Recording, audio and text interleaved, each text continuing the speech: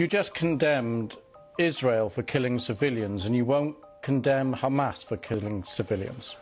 How many times you have interviewed Israeli officials, Louise? Hundreds of times. Hundreds of times. How many times Israel have committed war crimes right live on your own cameras? Do you start by asking them to condemn themselves? Have you? You don't. You don't. No, I'll answer that question. You don't. You know why I refuse to answer this question? Because I refuse the premise of it. Because at the very heart of it is misrepresentation of the whole thing.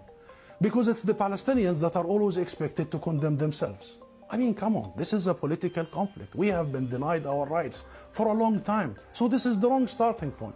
The right starting point is to focus on the root causes, is to try and get out of this extreme dark tunnel, as opposed to this business by BBC and the mainstream media for 75 years. You bring us here whenever there are Israelis who are killed. Did you bring me here when many Palestinians in the West Bank, more than 200 over the last few months? Do you invite me when there is such Israeli provocations in Jerusalem and elsewhere? What Israelis have seen, which we started by saying tragic, the last 48 hours, the Palestinians see every day for the last 50 years. You know the situation in Gaza, you've just described it. This is the biggest open-air prison.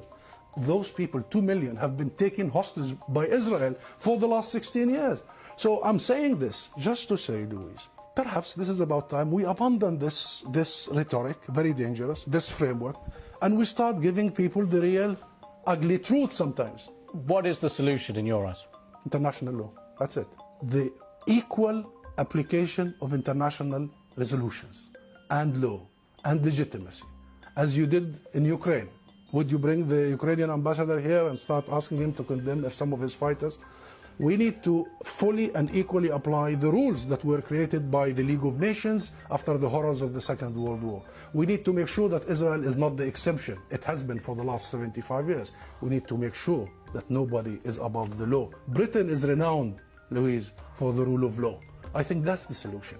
Israel is an occupying force. It is responsible to provide protection for the people under its occupation. And should they commit crimes and crimes against humanity in the coming hours and weeks, it must be held accountable by the international community and the international judicial system. Thank you very much for coming on the program.